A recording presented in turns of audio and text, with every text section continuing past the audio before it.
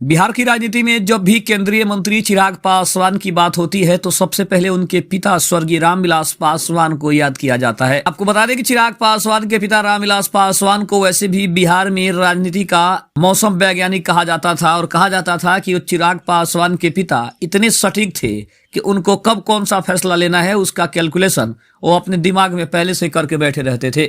लेकिन अब आपको बता दें कि चिराग पासवान ने अपने पिता स्वर्गीय रामविलास पासवान को याद किया है और उन्होंने आखिर अपने पिता को याद क्यों किया और अपनी रीना पासवान के सामने आखिर फपक फपक कर क्यों रोने लगे। नमस्कार, आप देख रहे हैं आप तक न्यूज। आइए खबर को विस्तार से जानते हैं। उसके पहले चैनल पर नए हैं तो चैनल को सब्सक्राइब करना बिल्कुल ना भूलें। केंद्रीय मंत्री चिराग पासवान अपने पिता को याद करके रोने लगे। मौका था होली का त्योहार, जहां होली पर सभी अपने माता पिता को याद कर रहे थे, अपने माता पिता से आशीर्वाद ले रहे थे। वहीं पे चिराग पासवान के पिता अब इस दुनिया में नहीं है और वो अपने मां का आशीर्वाद लेने के बाद अपने पिता के लिए अचानक से रोने लगे थे। केंद्रीय खाद्य प्रसंस्करण उद्योग मंत्री और लोक जनशक्ति पार्टी रामविलास के राष्ट्रीय अध्यक्ष चिराग पासवान ने अपने नई दिल्ली स्थित आवास पर परिवार के साथ होली का पर्व धूमधाम से मनाया। इस अवसर पर उन्होंने देशवासियों को होली की बहुत सारी बधाई भी दी थी। साथ ही अपने पिता रामविलास पासवान की यादों को भी उन्होंने ताजा किया। इस दौरान पत्रकारों से बातचीत करते हुए चिराग पासवान ने कहा कि मेरे पिता रामविलास पासवान पूरे हर्षोल्लास के साथ हर साल होली मनाते थे।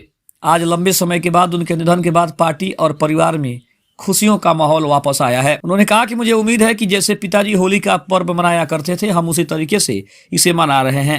हालांकि उनकी कमी आज भी महसूस होती है, लेकिन उनके आशीर्वाद से हम इस मुकाम तक पहुंचे हैं। चिराग ने कहा कि वो चाहते हैं कि होली का यह पर्व सभी के जीवन में रंग और खुशियां लेकर आए और ऐसे ही लोग खुश रहें और मुस्कुराते रहे। लेकिन जब उनके पिता के बारे में पूछा गया तो उनकी आंखों में आंसू आ गए और उन्होंने अपनी मां का आशीर्वाद लेते हुए कहा कि आज अगर पिताजी होते तो मुझे इस रूप में देखकर काफी खुश होते और उनका मन और उनका सीना हमेशा चौड़ा हो जाता। साथ ही साथ बिहार की राजनीति पर बात करते हुए उन्होंने कहा हम ये नहीं कहते कि बिहार का मुख्यमंत्री कौन बनेगा, हमें सीटें कितनी मिलेंगी, लेकिन उन्होंने इशारा कर दिया कि बीजेपी की तरफ से उनको ये आश्वासन जरूर मिला है कि जो उनकी उम्मीदें है उस उम्मीद के हिसाब से उनको सीटें मिलेंगी। इसमें कोई दो राय नहीं है, क्योंकि लोकसभा में हमें उम्मीद से ज्यादा सीटें मिली थी। हम इतनी उम्मीद भी नहीं किए थे कि हमारी जो मांग है वो इतनी होगी और हमारी मांग के हिसाब से हमें सीट मिल जाएगी, लेकिन बीजेपी ने हमें खुश किया।